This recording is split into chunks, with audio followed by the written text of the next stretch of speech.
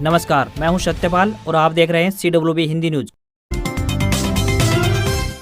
शक संवत 1946 विक्रम संवत 2081 आज चैत्र मास के शुक्ल पक्ष की नवमी तिथि और दिन बुधवार है। तदनुसार अंग्रेजी तारीख 17 अप्रैल सन 2024 आज चैत्र नवरात्र का 9वां दिन है। नवरात्र के 9वें दिन मां दुर्गा के 9वें स्वरूप यानी मां सिद्धिदात्री की पूजा की जाती है। आज 17 अप्रैल 2024 को देश भर में धूमधाम के साथ रामनवमी का उत्सव मनाया जाएगा। सबसे पहले आज के मुख्य समाचार। आर्मी पब्लिक स्कूल हिसार में आई बम्पर भर्ती, जल्द भेजे अपने आवेदन। यूपीएससी रिजल्ट में हरियाणा के होनहारों का कमाल, भावेश और शिवांश बने IAS, तो वहीं महेंद्रगढ़ के दीपक को यूपीएससी में 518वीं मिली रैंक। हरियाणा लोकसभा के चुनावी रण में उतरी जेजेपी, 5 सीटों पर घोषित किए प्रत्याशी। हरियाणा में फिर शुरू हुआ 4 वर्षीय बीएड कोर्स, दाखिले के लिए देना होगा NCET टेस्ट, बताएंगे पूरी अपडेट। चरखी दादरी में वाहनों की जांच से भागे स्कूल संचालक, बसों की फिटनेस जांच शुरू, स्कूल मिल रहे हैं बंद, बसें गायब। हरियाणा में कांग्रेस की लोकसभा सीटों पर जारी है बवाल, 6 सीटों पर हुड्डा और SR के गुट आमने सामने। हरियाणा के किसानों के लिए खुशखबरी, इस बार अच्छी होगी फसल, मानसून का रहेगा प्रभाव।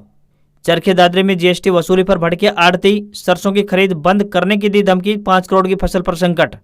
हरियाणा के इस जिले में आज बंद रहेंगे सभी प्राइवेट स्कूल, ये बड़ी वजह आई सामने।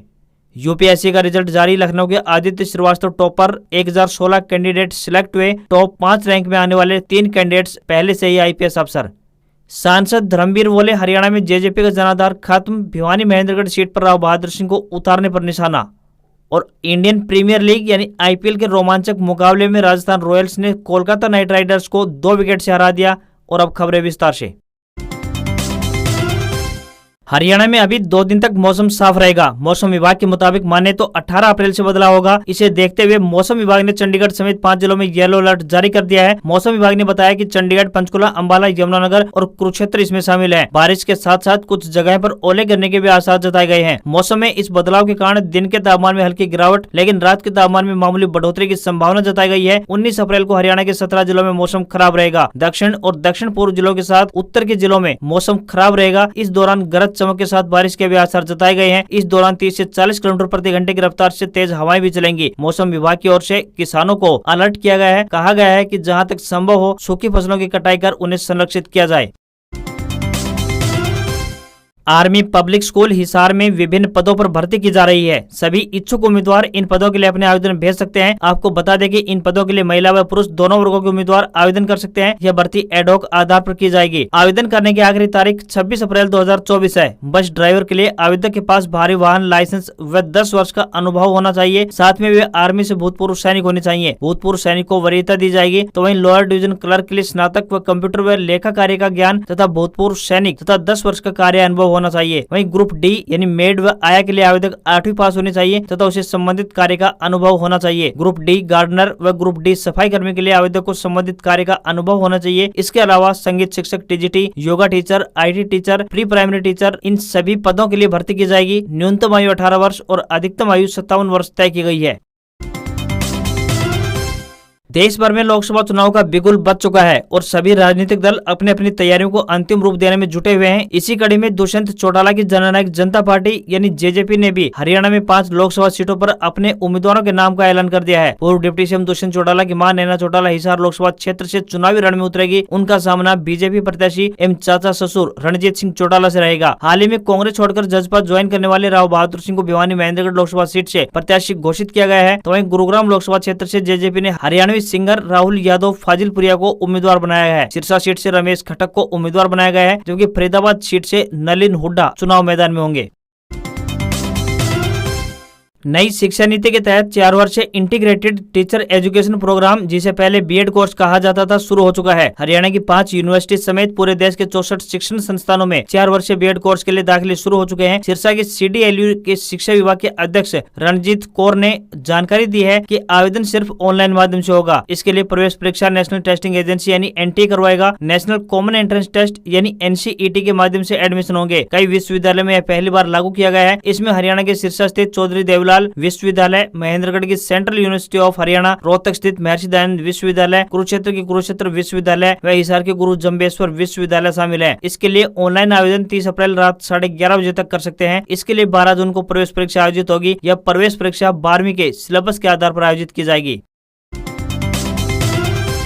हरियाणा में कांग्रेस पार्टी के लोकसभा प्रत्याशी होने का इंतजार खत्म होता दिखाई नहीं दे रहा है। कांग्रेस के राष्ट्रीय अध्यक्ष मल्लिकार्जुन खड़गे और सोनिया गांधी से बैठक के बावजूद भी 9 में से 3 सीटों पर सहमति बनी है, जबकि 6 सीटों पर अभी भी बवाल मचा हुआ है। दरअसल हरियाणा में कांग्रेस हुड्डा गुट और एसआर के गुट रणदीप सुरजेवाला, कुमारी शैलजा और किरण चौधरी के बीच बटी हुई है और इनकी खींचतान कई मौकों पर जग जाहिर हो चुकी है। अब टिकट बंटवारे पर भी दोनों गुट आमने सामने आ रहे हैं। दोनों के बीच अपने गुट के चेहरों को टिकट दिलाने की जोर आजमाइश चल रही है। यही वजह है कि अभी तक हरियाणा में कांग्रेस पार्टी की ओर से लोकसभा उम्मीदवारों की घोषणा अभी तक नहीं हो पा रही है। दोनों गुटों की आपसी खींचतान को देखते हुए अब प्रत्याशी फाइनल करने के सारे अधिकार मल्लिकार्जुन खड़गे को दे दिए गए हैं। किस गुट के नेता को टिकट देनी है, इसका अंतिम फैसला अब केंद्रीय नेतृत्व करेगा। दीपक बाबरिया ने कहा कि अब आगे कोई कमेटी नहीं होगी, अंतिम निर्णय हाईकमान ही करेगा।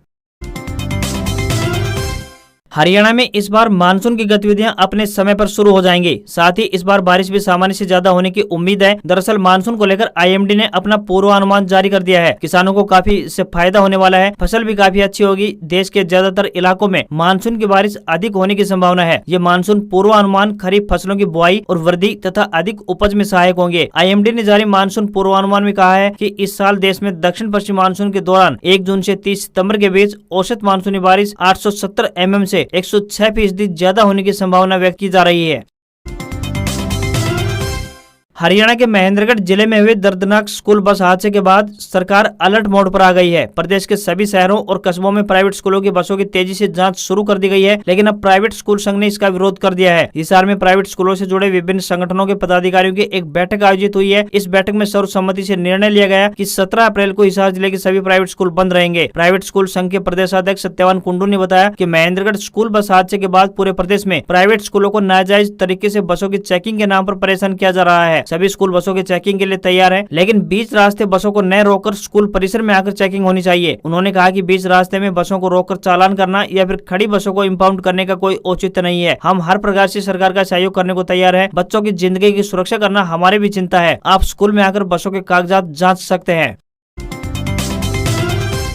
हरियाणा में भाजपा और जजपा के रिश्तों में खटास आ चुकी है। दोनों अपना गठबंधन तोड़ चुके हैं। ऐसे में भाजपा सांसद व भिवानी महेंद्रगढ़ लोकसभा क्षेत्र के प्रत्याशी धर्मवीर सिंह ने अपने बयान से सियासी हलचल पैदा कर दी है। जो कभी उनकी सहयोगी रही जजपा को कभी रास नहीं आएगी। चौधरी धर्मवीर ने संसदीय दौरे के दौरान गाँव पातवास में कार्यकर्ता सम्मेलन को संबोधित किया। इस सम्मेलन में धर्मवीर ने बताया कि भाजपा ने कहा है कि प्रदेश में जजपा का जनाधार खत्म हो चुका है, इसलिए भारतीय जनता पार्टी ने जजपा से नाता तोड़ा है। जो हालात अब देश में है उससे स्पष्ट है कि हरियाणा में भी भाजपा लोकसभा चुनाव में 2019 से बेहतर रिजल्ट देगी। चौधरी धर्मवीर जजपा का इसलिए भी विरोध कर रहे हैं क्योंकि जजपा ने महेंद्रगढ़ भिवानी लोकसभा सीट पर सबसे पहले अपना प्रत्याशी उतारा है। जजपा ने यहां से कांग्रेस छोड़कर जजपा में आए राव बहादुर सिंह को टिकट थमाया है। राव बहादुर सिंह के अहिरवाल वोट बैंक में अच्छी पकड़ मानी जाती है। वहीं धर्मवीर सिंह को जाटों और अहिरवाल दोनों वोट अच्छी संख्या में मिलते हैं। इस कारण धर्मवीर अपने वोट बैंक को खिसकना नहीं देना चाहते। वे जाट और गैर जाट दोनों वोटों में पकड़ बनाए रखना चाहते हैं। वहीं कांग्रेस ने अभी इस सीट पर अपने पत्ते नहीं खोले हैं, मगर किरण चौधरी या श्रुति चौधरी में से किसी एक की दावेदारी तय मानी जा रही है। ऐसे में यह मुकाबला दिलचस्प होगा।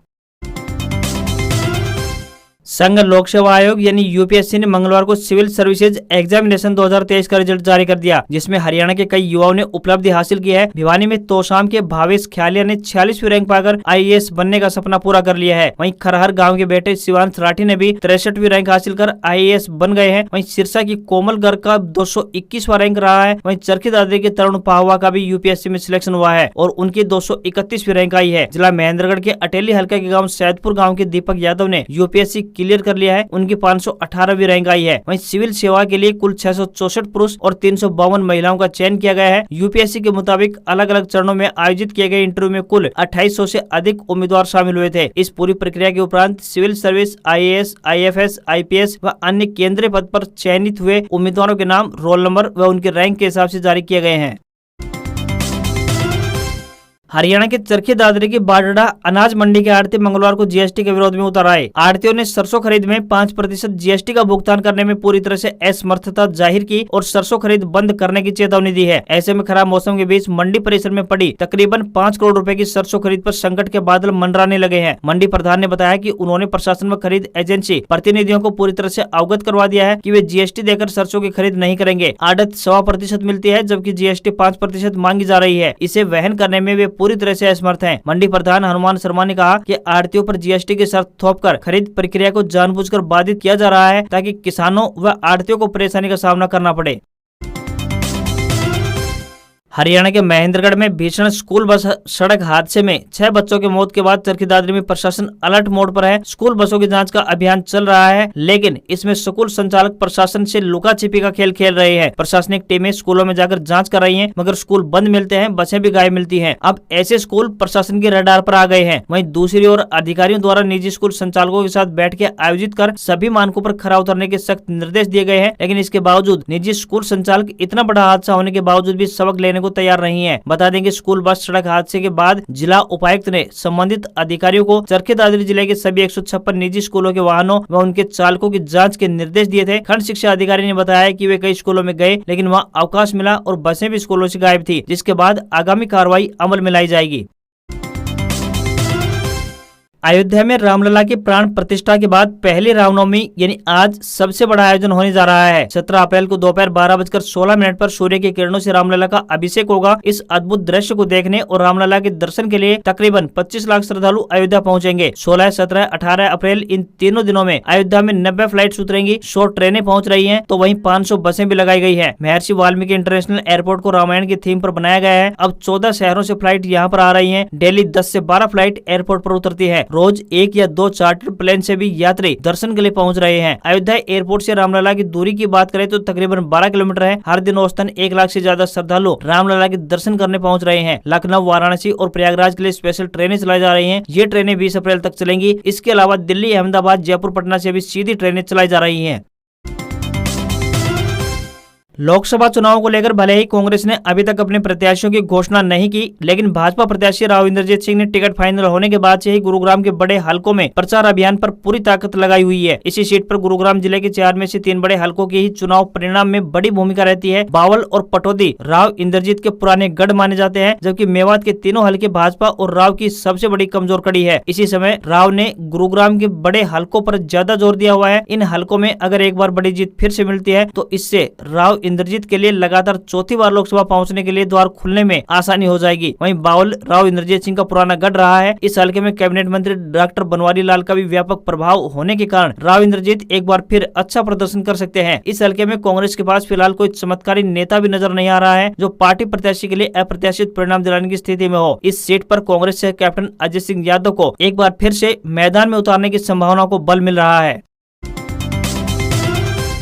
चाइनीज टेक कंपनी वीवो भारतीय बाजार में आज यानी कि 17 अप्रैल को T3X 5G स्मार्टफोन लॉन्च करने जा रही है। कंपनी ने इस फोन के लॉन्च डेट की जानकारी अपने social media platform X handle पर दी है। कंपनी का दावा है कि 0.799 सेंटीमीटर थिकनेस के साथ यह सेगमेंट का सबसे पतला स्मार्टफोन होगा। रिपोर्ट के मुताबिक बात करें तो वीवो T3X 5G में 44 वाट फास्ट चार्जिंग सपोर्ट के साथ 6000 mAh की बड़ी बैटरी मिलने वाली है। क्वालकॉम स्नैपड्रैगन 6 Gen 1 प्रोसेसर और 50 मेगापिक्सल कैमरा मिलेगा। स्मार्टफोन में कनेक्टिविटी के लिए बात करें तो USB Type-C charging port, 2G से 5G बैंड सपोर्ट और साइड फिंगरप्रिंट सेंसर कंपनी दे सकती है। 8GB प्लस 128GB वेरिएंट की कीमत की बात करें तो 17,999 रुपए रखी गई है।